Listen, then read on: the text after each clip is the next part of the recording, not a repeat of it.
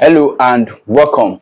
All right, we are on case 2 on moment area method. All right, so case 2 on the board says a cantilever beam with a concentrated load at any point. All right, now this is a cantilever beam. It has a concentrated load. It is not at the midspan, it is just at a point. All right, at a distance a from what? From the fixed end. All right, this is the elastic curve that shows the slope and what and the maximum bending moment. Now you have to note that in such a case like this, we are going to have deflection not only at what at the free end, but there will also be deflection at what at the point where the concentrated load is. All right, so where the concentrated load is have a load has a deflection of what of ya.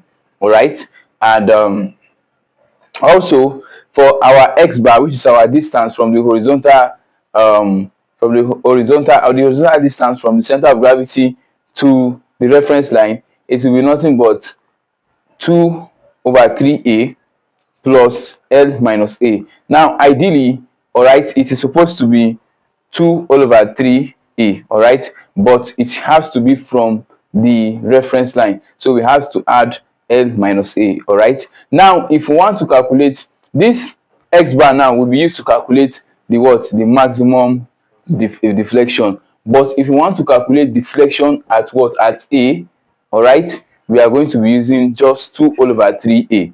All right, because the load does not exceed w. All right, the load does not exceed this point, so we are not going to be making use of L minus A. It is only when we want to calculate the maximum deflection that we will use L minus A. If we are calculating the deflection at A, we are going to use what 2 all over 3a and exclude L minus A, because at deflection at A, anything more than anything that has passed this point is not what is not considered.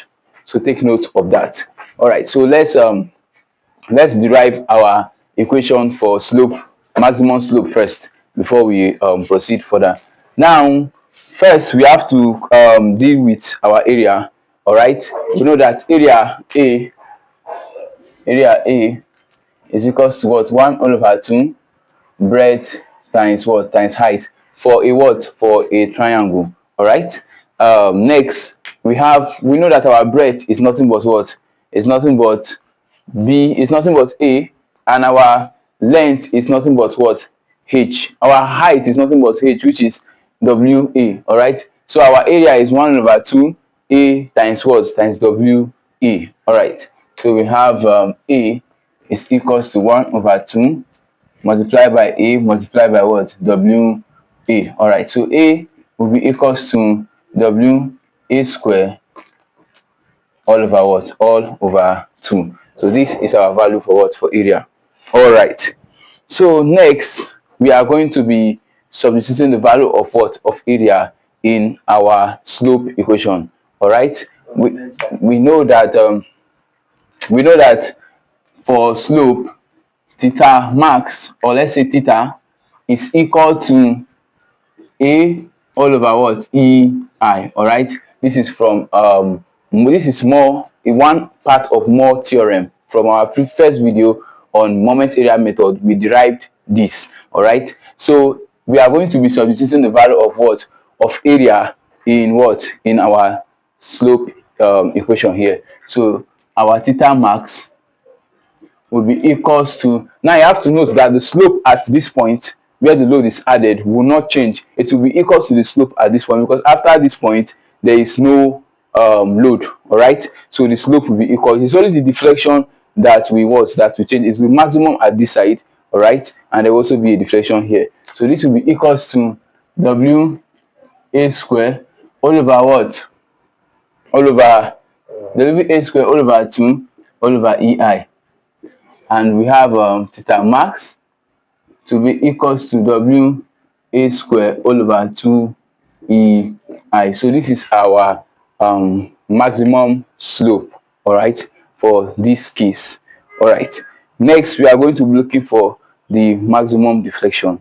All right, so to get the maximum deflection, we know that area A is equals to w a square all over 2, and x bar is equals to L minus A plus 2 all over 3A. All right.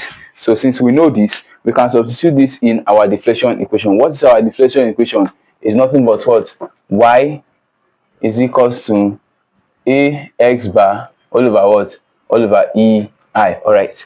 Now to substitute this to get our y max, we can say y max is equals to, I have w a square all over 2 multiply by w a square all over 2 will be multiplying the bracket of L minus A plus 3.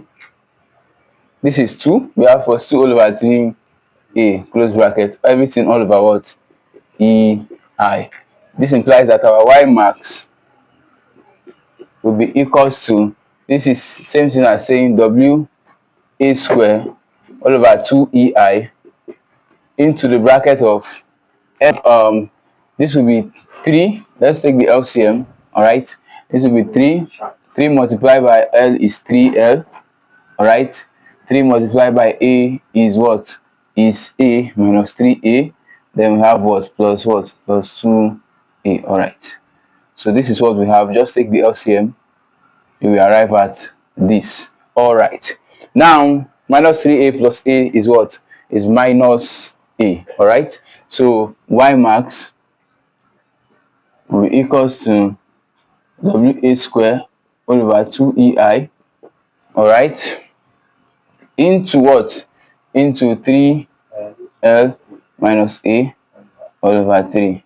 all right, so we can still write this as what? Saying y max is equal to WA square all over 2EI into the bracket of what? Of L minus A all over 3. So this is our final value for y max. all right, this is our value for y max. This is our value for theta max. Now we can go ahead and find our value for what? For ya, because we know that there will also be a deflection at what? At where the load is applied. all right, so to get the deflection at the load application, all we need to do is what? Is to change what? X bar. all right, x bar will just be plus, x bar will just be 2 all over 3A. Yes, we will exclude this part because this deflection is what? Is from the fixed end to what? To a point. all right, where the load is added. all right, so we will discard the bracket of L minus A and use 2 all over 3A as our x bar. If we do that, we are going to get the deflection at what? At the load application. all right, so our area still remains the same. All what is changing is our x bar. all right,